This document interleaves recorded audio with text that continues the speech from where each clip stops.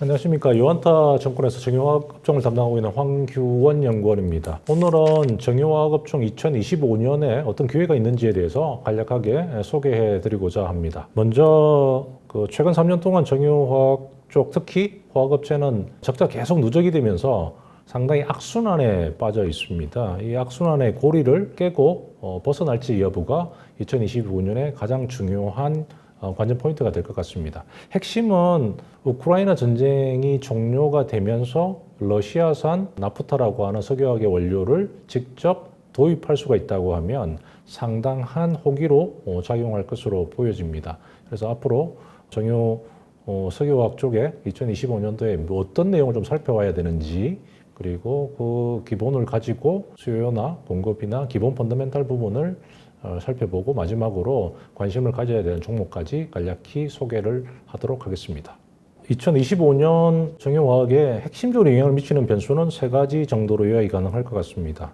어떤 게 있냐 그러면 미국의 대통령 대선 이후에 트럼프노믹스가 어떻게 영향을 미칠지에 대한 영향, 그리고 두 번째가 오펙이 지금 4년 만에 원유 공급 정책을 변화시키려고 하고 있는 것 같습니다. 이 부분이 정유 석화에 어떻게 영향을 미칠지, 그리고 마지막으로 중국의 경기 부양 대책 부분의 효과가 어떻게 영향을 미칠지, 이 세 가지 변수가 핵심적인 이슈로 부각이 될 것으로 보여집니다. 하나씩 간략하게 아마 소개해 드리도록 하겠습니다. 먼저 미국의 대통령 선거 결과 이후에 2025년부터 시작해서 트럼프 2기가 시작이 되어집니다. 이 트럼프 2기가 정유, 특히 화학이나 에너지 쪽 부분에 어떻게 영향을 미칠 수 있는지는 세 가지 경로에 달려져 있습니다. 첫 번째는 셰일 생산량을 늘린다는 이슈, 그리고 두 번째로는 전쟁을 종료시켰을 때 어떤 효과가 있을지, 그 세 번째 부분은 관세 전쟁을 진행하게끔 되면 이 부분이 정유 에너지 쪽에 긍정적인지 부정적인지 이 세 가지 경로를 한번 살펴봐야 될 것 같습니다.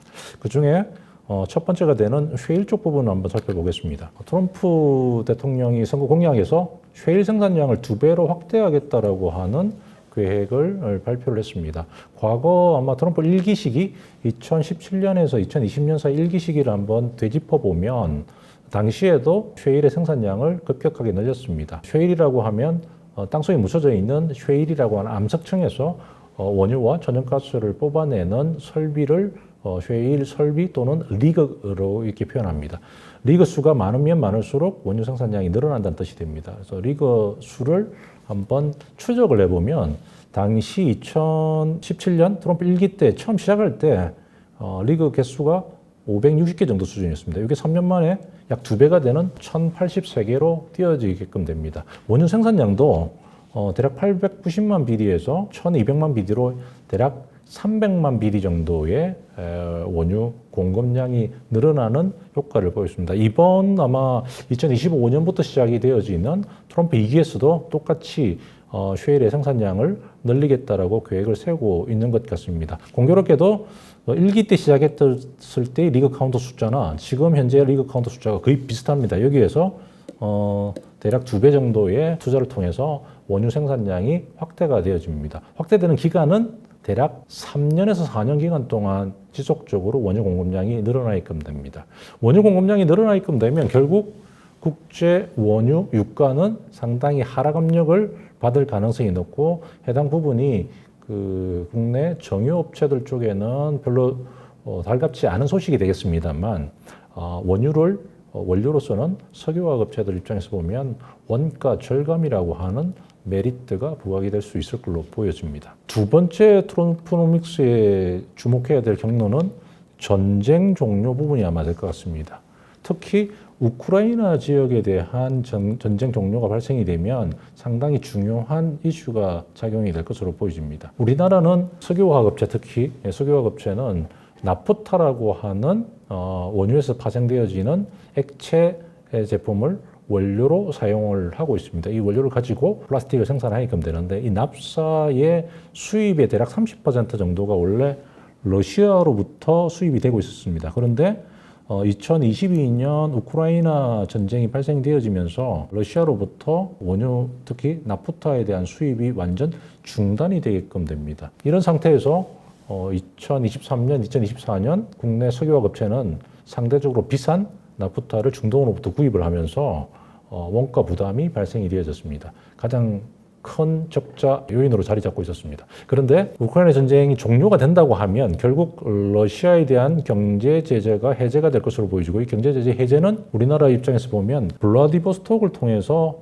한국으로 직접 나프타를 다시 도입할 수가 있습니다. 이렇게 되면 지금 현재 나프타 도입 가격이 약 600불 정도가 됩니다만 약 50불 정도 톤당 가격을 더 낮출 수 있는 효과를 가져올 것으로 보여집니다. 석유화학 업체 입장에서는 상당히 중요한 터닝 포인트로 작용할 수 있을 것으로 보여집니다. 1차적인 종전 수혜가 있을 수가 있고요. 2차적인 파급 효과는 우크라이나 지역의 전후 복구라고 하는 이슈가 부각이 될 것으로 보여집니다. 일반적으로 전후 복구가 되어지면 10년 동안 지속이 되어집니다. 10년 동안 지속이 되는 규모 중에 약 5% 정도가 플라스틱이 사용이 되어집니다. 지금 현재 추정이 되어지는 전후 복구 예상 금액은 600조 원이 넘어갑니다. 이 600조 원 중에 건설에 사용되어지는 석화 제품, PE, PP, PVC와 같은 제품들이 전반적인 특수를 누릴 수 있을 걸로 보이지고, 국내 석화업체들 입장에서 보면 해당 제품의 제품 가격 상승에 의한 수익을 기대할 수 있을 것으로 보여집니다. 종전의 효과에 관련되어 있는 부분을 설명을 드렸습니다. 세 번째 트럼프노믹스는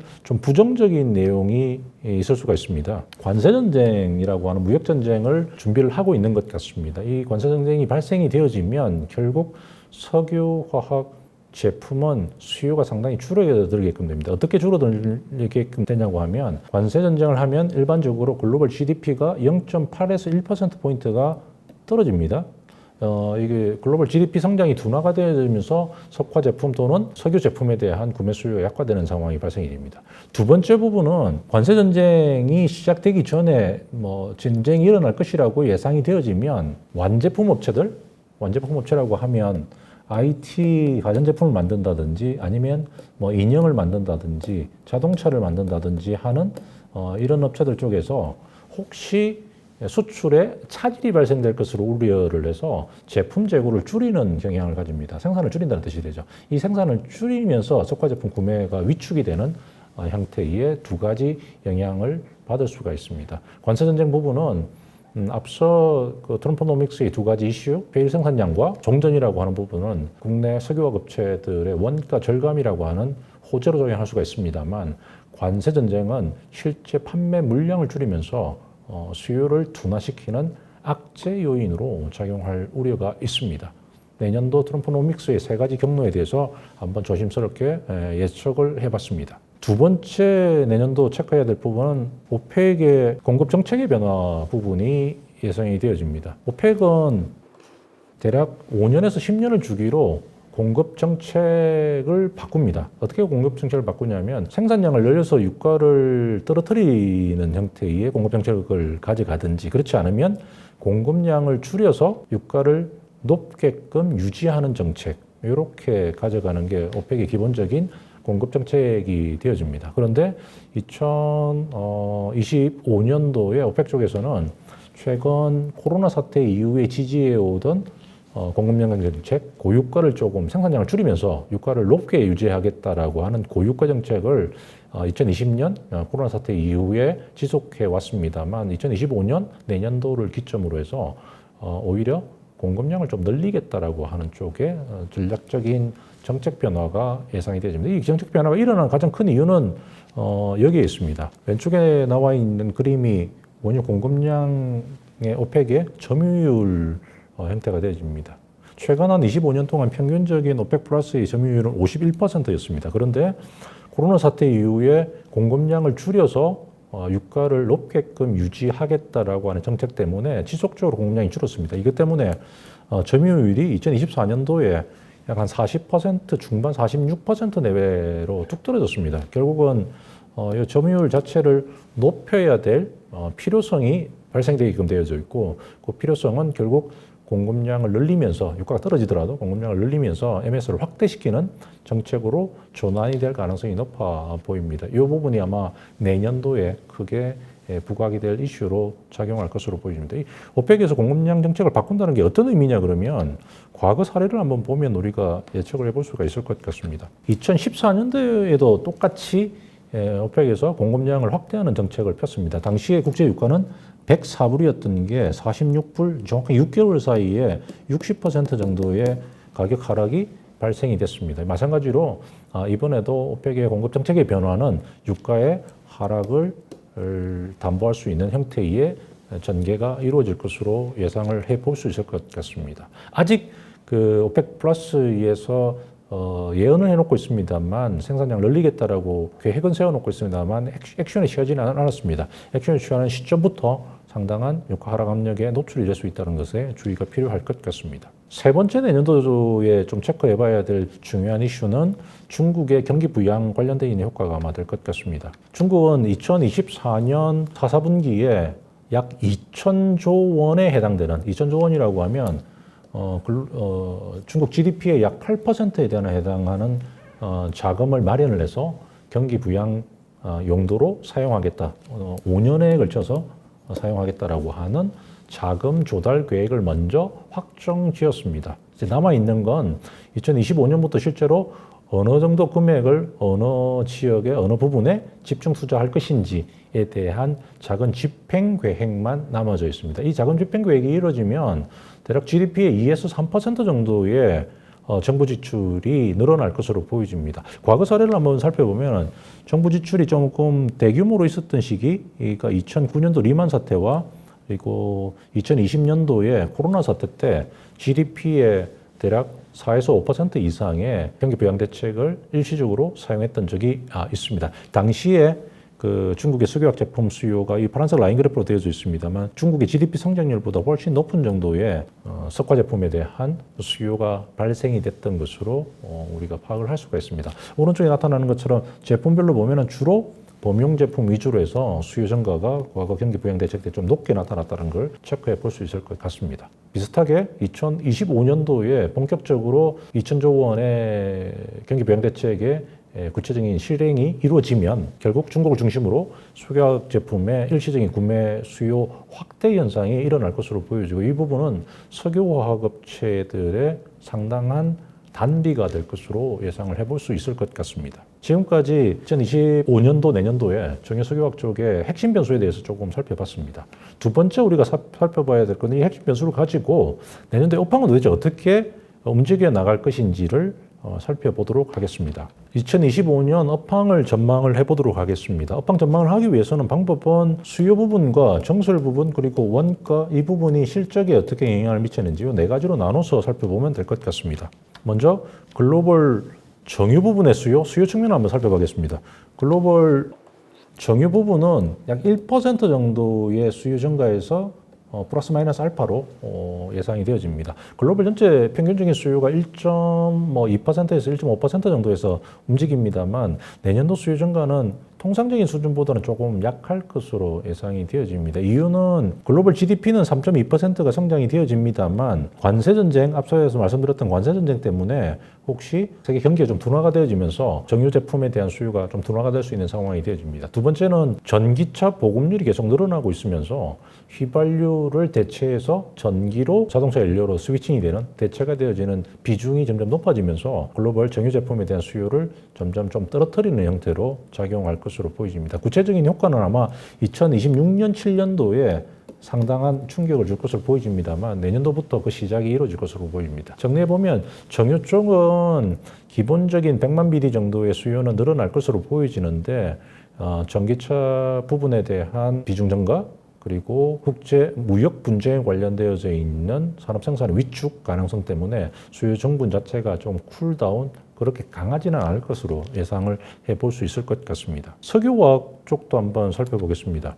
석유화학 쪽 수요는 3.2% 늘어나는 것에 플러스 마이너스 정도의 혼재가 작용할 것으로 보여집니다. 기본적인 수요는 글로벌 GDP 3.2%를 기준으로 플러스 요인하고 마이너스 요인이 교차가 되어집니다. 먼저 플러스 요인은 두 가지가 있습니다. 하나는 뭐냐면 중국의 경기 부양 대책이 플러스 요소로 작용이 될 것으로 보여집니다. 앞서 보여드렸던 것처럼 대략 GDP의 2% 내지 3% 정도의 추가적인 부양 대책을 펴게끔 되면 그만큼 석유화학 제품에 대한 구매 수요가 늘어나게끔 되어집니다. 여기에 우크라이나의 전쟁이 종료화되면서 전후 복구 수요가 발생이 되어지면 플러스 알파 요소로 작용할 수가 있을 걸로 보여집니다. 단 마이너스 요소가 있습니다. 이 마이너스 요소는 앞서 말씀드렸던 것처럼 미국발 관세 전쟁이 본격화되어지면 전체 글로벌 수요가 둔화되는 효과도 있고 그 수요 둔화에 앞서서 제품 재고를 줄이는 형태의 양태가 발생이 될 수가 있습니다. 이렇게 되면 속화 제품이 이중으로 줄어들 수가 있습니다. 그래서 정리를 해보면 2025년도 석유화학 쪽은 기본적인 3.2% 글로벌 성장률에서 플러스 2%와 마이너스 2%라고 하는 혼재가 되어 있고 이게 아마 트레이드 오프이 돼서 비슷한 충격과 흡수가 일어날 것으로 보여져서 아마 수요 정부는 올해와 유사한 형태의 흐름이 이어지지 않겠느냐 이렇게 예상을 해볼 수 있을 것 같습니다. 그래서 수요 자체는 정유와 석화 쪽이 내년도에 큰 다이나믹한 변화가 일어날 것 같지는 않다라고 요약을 할 수 있을 것 같습니다. 두 번째로 공급 부분을 한번 살펴보도록 하겠습니다. 공급은 좀 상황이 좀 다른 것 같습니다. 먼저 정유 쪽의 공급은 신정설 부분을 살펴보면 내년도 규모가 뚝 떨어집니다. 통상적으로 수요가 가전이 100만 BD 정도 늘어난다고 말씀드렸습니다만 신규 정설 규모가 100만 BD 정도가 들어오면 딱 균형이 맞춰집니다. 그것보다 적게 들어오면 공급이 좀 부족해지는 상태가 되어지는데 내년도에 2025년도 순정설 규모는 대략 16만 BD로 줍니다. 그래서 공급 관련되어 있는 부담이 전혀 없어지는 상태가 정유 상황이다 이렇게 보시면 될 것 같습니다. 왜 이런 상황이 발생이 되냐면 오른쪽에 이렇게 보면 내년도에 제일 핵심은 중국에 있습니다만 중국의 유롱이라고 하는 프로젝트에서 40만 또는 43만 BD 정도의 신규 설비가 들어옵니다. 그런데 중국의 노후 설비가 되는 페트로차이나가 다시 41만 BD 설비를 폐쇄시켜 버립니다. 이게 밸런스가 지금 맞춰지면서 신규 정설 효과가 전혀 없는 형태로 전개가 되며 전체적인 글로벌 공급 압박은 상당히 완화되는 형태로 전개될 가능성이 높은 게 정유 시장의 특징이 될 것 같습니다. 결국 설비 폐쇄가 중요한 이슈로 좀 다시 부각이 된다 이렇게 이해가 가능할 것 같습니다. 석유화학도 한번 살펴보겠습니다. 석화의 대표 제품이 에틸렌이라고 하는 액체 제품이 됩니다. 이 에틸렌이 설비 정설 규모를 보면 1000만 톤 정도씩 계속 들어오다가 뚝 떨어져서 내년도에는 400만 톤 정도 수준으로 정설 규모가 줄게끔 됩니다. 2023년, 4년 점점 공급 압박은 줄기 시작했습니다만 내년도에 공급량이 좀 많이 줍니다. 단 변수가 2026년도에 다시 설비가 늘어나기로 되어 있는데 여기서 하나 빠져 있는 게 있습니다. 2025년 말에 중국에서 설비 폐쇄가 상당 부분 발생이 될 수가 있습니다. 아직까지 공식적으로 발표는 안 되어 있습니다만 2025년도 말에 뭐가 있냐면 14차 5개년 계획, 중국은 5개년마다 경제 목표를 세워서 투자와 정책을 계속 유지를 하게끔 되는데요. 2021년부터 2025년까지가 14차 5개년 계획이 됩니다. 내년도 2025년도가 14차 5개년 계획의 마지막 해가 되는데 그 넷제로라고 하는 이산화탄소 배출 물량을 줄이기 위해서 오염 배출이 많은 노후화되어 있는 소규모 석화 설비를 폐쇄시키는 것 계획을 세우고 있습니다. 그게 기존 설비의 30% 정도의 설비가 폐쇄가 될 것으로 보여지고요. 규모상으로 보면 에틸렌 기준으로 약 1,500만 톤 정도가 설비가 생산이 줄어들 수가 있습니다. 이 1,500만 톤 설비가 즉각적으로 내년 연말에 폐쇄 또는 가동이 중단이 되어진다고 그러면 2026년도에 1,300만 톤 신규 설비 들어오는 건 오히려 공급이 더 타이트해질 수가 있는 상황이 될 것 같습니다. 자, 정리를 해보면 석화 쪽도 설비 규모 자체가 내년도 2025년도에 상당히 줄어드는 변수가 발생이 되고 대신 2026년도에 정설 압박이 있을 것으로 우려되는데 그 중간에 중국의 설비 폐쇄가 어떻게 진행될 것인지가 상당히 중요한 이슈로 작용할 것으로 보여집니다. 2025년만 보고 이렇게 한번 뜯어보면 다시 앞서 정유 설비에서 문제가 됐던 중국의 유롱이라는 쪽에서 석화 설비도 들어옵니다. 약 한 150만 톤 두 개 설비가 300만 톤 들어오게끔 되고요. 그리고 내년 하반기에 롯데케미칼의 인도네시아의 라인 프로젝트라고 하는 신규 설비가 2분기에 완공이 돼서 본격 양산은 3분기 내지 4분기에 들어갈 것으로 보여집니다. 그래서 내년도에 신규 공급 부분에 대한 큰 이슈는 유롱과 롯데케미칼 정도가 잡혀져 있는데 대체로 하반기 정도의 물량 압박을 줄 가능성이 좀 있지 않겠느냐, 이렇게 정리가 가능할 것 같습니다. 석유화학 쪽은 3년 동안의 적자 때문에 공급 물량은 내년도에 크게 우려할 건 없다라고 이렇게 같이 생각해 볼 수 있을 것 같습니다. 수요와 공급을 살펴봤고요. 세 번째 부분은 그러면 원료 가격은 도대체 어떻게 움직일 것인지에 대한 게 중요한 이슈로 부각이 될 것으로 보입니다. 원료 가격은 정유에서는 원유가 되는 두바이가 될 테고요. 석유화학 쪽에서는 나프타라는 놈을 원료로 사용하게끔 됩니다.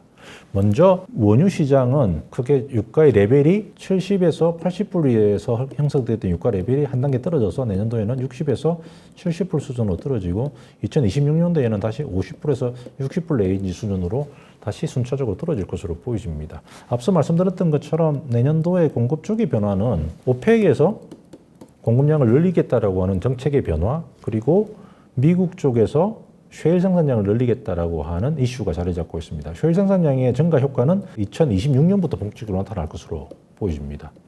이렇게 되면 오펙과 셰일의 공급 물량 증가가 원유 시장의 공급 과잉을 초래하게끔 되고, 이 부분이 국제 유가를 레벨 다운 시킬 수 있는 가능성이 아주 높은 것으로 예상을 해볼 수 있을 것 같습니다. 원유 시장의 유가가 점점 떨어질 수 있다는 뜻에 대한 내용을 설명을 드렸습니다. 석유화학 쪽은 나프타를 원료로 씁니다. 석가 쪽의 나프타는 결국 유가 플러스 그리고 러시아산 원유를 도입할 수 있느냐 여부가 상당히 중요할 것으로 보여집니다. 2024년도에 600불대 중반대의 톤당 나프타 도입을 우리가 하고 있습니다. 이 부분이 대략 500불 또는 400불대 수준으로 떨어질 것으로 보여지는데, 첫 번째 이유가 유가가 하락한다는 내용이 있을 수가 있고요. 두 번째로는 러시아산 원유를 나프타를 다시 재도입할 수 있다고 하는 가능성이 높아지면 유가가 하락하는 폭보다도 더 큰 나프타 도입 단가의 하락이 발생이 될 수 있을 것으로 보입니다. 이게 석유화학 업체 입장에서 보면은 실적을 턴하는데 굉장히 중요한 포인트로 작용할 것으로 보여집니다. 원가 부분은 내년도에 부담이 없다라고 하는 부분으로 정리가 가능할 것 같습니다. 이를 기준으로 해서 내년도 실적과 주요 업체들 사이 밸류에이션이 지금 어떻게 되어 있는지를 한번 살펴보는 게 중요할 것 같습니다. 앞서 말씀드렸던 수요 그리고 공급, 원가 절감이라고 하는 효과 때문에 주요 한 6개 회사, 6개사의 실적은 2024년도 거의 바닥을 찍고 쭉 V자 형태의 회복이 일어날 것으로 보여집니다. 이렇게 변수는 점선으로 늘어나는 건 좀 많이 늘어날 것으로 보여집니다만, 요 속에 포함되어 있는 게 국내 정유 또는 화학회사들이 미국의 배터리나 태양광 쪽에 투자를 하면서 미국 보조금을 받고 있습니다. AMPC라고 하는 생산 보조금을 받고 있습니다만, 그 생산 보조금을 혹시 취소가 된다고 하면 실적 레벨이 좀 떨어질 수가 있습니다. 회복은 되되 회복의 각도가 AMPC의 폐지 여부에 따라서 조금 달라질 수 있을 것으로 보여집니다. 대신 2024년도가 실적 바닥으로 해서 턴에서 올라갈 때고, 이 턴에서 올라가는 가장 근저에 있는 펀더멘털 특징은 수요 부분보다 공급 설비가 없다라는 특징, 그리고 원가가 줄어든다는 두 가지 이슈가 실적을 턴에 시킬 수 있다. 거기서 AMPC의 지속 여부가 실적의 상승폭 규모를 조금 변동시킬 수 있다, 이렇게 정리 가능할 것 같습니다. 실적은 턴에서 움직이는데, 오른쪽에 보시면 주가 밸류에이션 PBR 밴드를 한번 그려봤습니다. 25년 동안 최근 2024년도 말 PBR 밴드가 과거 25년 동안 최저치가 0.6배 수준이었습니다. 코로나 때도 0.75배 수준이었습니다. 그보다 더 떨어져 있는 0.38배 정도 수준으로 곤두박질 쳐 있는 상황이 되고요. 결국 저가 상태에 놓여져 있어서 실적의 턴과 신뢰성이 좀 있는 모습과 지속성을 보여준다 그러면 회복 속도가 좀 빠르게 진행이 될 가능성이 좀 높지 않겠나 예측이 가능할 것 같습니다. 여기서 주의해야 될 게, 왜 이렇게 0.38배까지 떨어졌냐고 하면 한 개의 회사 때문에 그렇습니다. 한 개의 회사가 롯데케미칼이라는 회사가 통상적으로 바닥에 있을 때 PBR이 0.3배였는데 이게 0.18배 정도 수준으로 해서 뚝 떨어지면서 전체 전반적인 PBR 레인지를 한 단계 더 떨어뜨린 것으로 보입니다. 초저가 상태로 지금 접어들었다는 뜻이 되어집니다. 그래서 내년도의 실적 턴과 업황 턴이 조심스럽게 진행이 된다 그러면 가장 주가 반등을 기대할 수 있는 회사가 롯데케미칼이 아마 될 것 같습니다. 다음은 롯데케미칼의 투자 포인트를 간략하게 소개해 드리도록 하겠습니다. 롯데케미칼은 NCC 대표 업체가 되어집니다. 국내 1위 NCC 업체가 되고, NCC는 오일에서 파생되는 납사를 원료로 해서 PEPP 같은 플라스틱을 생산하는 전문 업체다 이렇게 보시면 될 것 같습니다. 2025년도에 주목해야 될 이슈는 세 가지가 될 것 같습니다. 첫 번째 부분은 3년 만에 주력 제품의 업황 회복이 진행이 될 것으로 보입니다. 앞서 말씀드렸던 것처럼 수요, 공급, 원가 이 세 가지를 설명을 드렸습니다만 특히 원가 부분, 나프타의 가격 하락이 러시아의 전쟁 종료 이후에 러시아산 저가 나프타를 도입할 수 있으면 상당한 터닝 포인트로 작용할 수 있을 것 같고, 이 업황 회복이 거의 3년 만에 발생이 될 것으로 보여집니다. 이렇게 되면 롯데케미칼의 실적을 턴할 수 있는 중요한 모멘텀으로 작용할 것으로 예상이 되어집니다. 두 번째 부분은 2025년 아마 2분기 정도에 있을 것으로 보여집니다만 상반기에 최근 한 5년 동안 설비 투자를 해왔던 인도네시아의 NCC 프로젝트가 완공이 되어지면서 이 완공된 프로젝트로부터 실적 기대를 해볼 수 있을 것 같습니다. 에틸렌 기준으로 보면 100만 톤 정도 수준이 되어집니다. 기존에 한 350만 톤 정도의 롯데케미칼이 가지고 왔다고 하면 대략 한 20% 이상의 규모가 확대가 되는 효과가 발생이 되어지면서 실적 기여에 상당한 도움을 줄 것으로 보여지고, 본격적인 실적 효과는 2025년 하반기에 나타날 것으로 보여집니다. 세 번째 부분은 이 두 가지 업황을 가지고 실적이 3년 만에 아마 적자에서 흑자로 턴할 수 있을 것으로 보여지는데, 현재 밸류에이션이 역사 최저치까지 떨어져 있습니다. PBR 0.2배보다 더 떨어져 있는 0.18배 정도 수준까지 떨어져 있어서 실적의 바텀업이 가능한 구조로 전개가 될 가능성이 좀 높지 않겠느냐 이렇게 보여집니다. 롯데케미칼에 관련되어 있는 투자 포인트 세 가지를 설명을 드렸습니다. 지금까지 내년도 2025년 정유화학 쪽의 큰 개괄적인 주요 이슈와 그리고 업황의 변화가 어떻게 일어날지, 거기서 가장 바닥까지 떨어져 있는 롯데케미칼의 공략을 어떤 포인트로 해야 될지까지 설명을 드렸습니다. 해당 부분을 간략하게 다시 요약을 해서 마무리하도록 하겠습니다. 2025년 정유화학 전망의 요약 부분이 되어집니다. 내년도는 최근 3년 동안 이어왔던 악순환의 꼬리를 끊을 것으로 보여집니다. 특히 네 가지를 봐야 되는데, 첫 번째는 트럼프노믹스가 어떻게 영향을 미칠 것인지, 두 가지는 긍정적이고 한 가지는 부정적입니다. 두 가지라고 하면 쉐일의 생산량과 종전은 원가 절감이라고 하는 부분으로 긍정적으로 작용할 것으로 보이지는 반면에 관세 전쟁은 수요를 둔화시킬 것으로 보여집니다. 종합해 보면 전체적인 원가 효과가 조금 더 크게 작용할 수 있지 않겠느냐 예상을 해볼 수 있을 것 같습니다. 두 번째로는 오펙의 공급 정책의 변화가 발생이 되어지면서 공급량을 늘리면서 유가를 한 단계 레벨 다운 시킬 수 있다라고 하는 특징을 예상해 볼 수 있을 것 같습니다. 세 번째로는 중국의 경기 부양 의지가 강합니다. 해당 부분에 대한 본격적 자금 집행이 이루어지면 석화 제품의 수요를 진작시킬 수 있는 효과를 가져올 것으로 보여지고, 중국의 수요 증가는 인근에 있는 한국 석화업체로 입장에서 보면 상당 호재로 작용할 수가 있습니다. 네 번째로는 글로벌 정설 부담은 상당히 줄어듭니다. 정유는 설비 폐쇄가 있고, 그리고 석유화학 쪽은 최근 부정적인 실적들 때문에 투자가 상당히 딜레이되는 형태의 결과로 2025년도에 공급 부담은 크게 줄어들게끔 되어집니다. 이 네 가지 기본적인 특징을 염두에 두시고 종합해 보면 내년도는 수요는 중립적입니다. 대신에 정설은 부담이 없고 유가는 떨어지면서 이익은 올라오는 구조로 되어집니다. 언제 어떤 계기로? 중요한 건 러시아의 종전으로 인해서 한국의 석화업체들이 나프타를 러시아로부터 다시 싸게 도입할 수 있다는 이야기가 나오기 시작할 때부터 본격적인 턴이 일어날 것으로 보이고, 그 본격적인 터닝 어라운드의 최대 수혜는 밸류에이션이 터무니없게 떨어져 있는 롯데케미칼이 주력 업체로 다시 부각이 될 수 있지 않겠느냐, 이렇게 정리가 가능할 것 같습니다. 2025년 전망에 대해서, 정유화학 전망에 대해서 설명을 드렸습니다. 부정적인 시각보다는 어떤 터닝 포인트에서 어떻게 좀 긍정적으로 시각을 가져갈 것인지에 대한 마인드를 가지는 게 오히려 중요할 것으로 보여집니다. 좀 더 자세한 내용은 유한타증권 홈페이지를 참조하시면 될 것 같습니다. 감사합니다.